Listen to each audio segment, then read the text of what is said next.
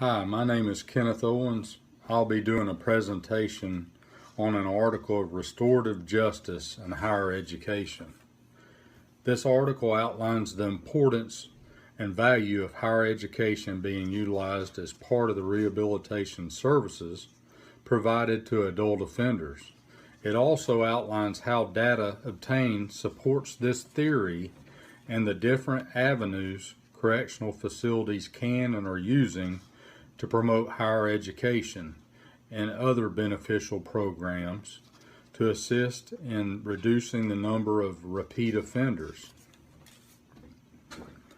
This article also discusses problems with program funding being cut in an effort to reduce the taxpayers' taxes. Because of the lack of funds, private programs were established with the involvement of nonprofit organizations and volunteers to assist with the rehabilitation of offenders in the correctional system. This article discusses the overall goal of the education programs offered as the goal is to educate, improve conduct, lessen inmate violent acts of assault on other inmates, teach inmates compassion and how to be a productive part of the community when they are released. Another important aspect of the restorative justice organization and the programs offered to the inmates is to help the inmates be accountable for their actions and to be able to show the victims sincere concern and understanding in regards to how their criminal acts affected the victim.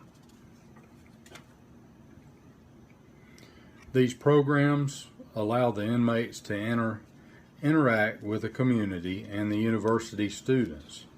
There are 21 inmates who are involved in this program and are committed to being role models for other inmates in the correctional system. The goals of the participating inmates are to show other inmates how to become accountable for their actions, interaction with the community, and to assist them with rehabilitation before they are ready to be released back into the community. While the article specifies the use of educational and other productive programs within the correctional system, it does not discuss juvenile delinquency specific, rather only adult offenders. I do believe that this program being utilized for adult offenders would also be beneficial for the juvenile correction system to assist with the rehabilitation of minors as well. I believe the strengths of this article are the author, Linda Kina, outlines good details on specific programs used in the rehabilitation programs for adult offenders. Linda also outlines how data shows the changes and benefits gained by inmates by the use of these programs. She also outlines the importance of funding, the problems with the lack of funding, and how volunteers in corrections play a viable role in promoting and assisting with the different programs available to inmates. The benefits to the college students by first-hand observations of the inmates. How they think and feel are also discussed in this article. The role the community and how the community benefits from these programs for inmates is also discussed. I believe the article is very well written, informative, easy to understand, with a good outline of the overall benefits, drawbacks, and importance of providing these different educational programs to our inmates for their rehabilitation and reentry to society without repeat offenses being committed. Also, the program's benefits to the inmates as to seeing the victim as an individual and understanding exactly the crime and how it was wrong and how others were affected by their bad decisions and actions. I believe the intended audience could be anyone: the inmates themselves, the volunteers, the correction system employees, or the community itself. The article may be used for a better understanding of the program, its benefit to all, its drawbacks, and what is needed to further grow and continue to have a more beneficial impact on the inmates and the community.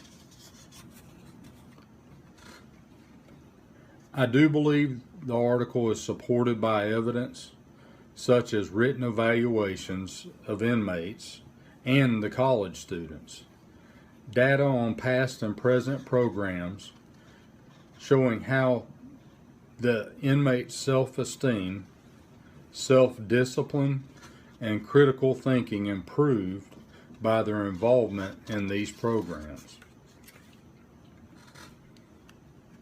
It also points out data will show the benefits of these programs and the reduced incidence of repeat offenders, inmates successfully re-entering society after the initiation of these programs. Evidence also presented regarding the inmates' gardens, how the vegetables grown are given to the needy families of the community.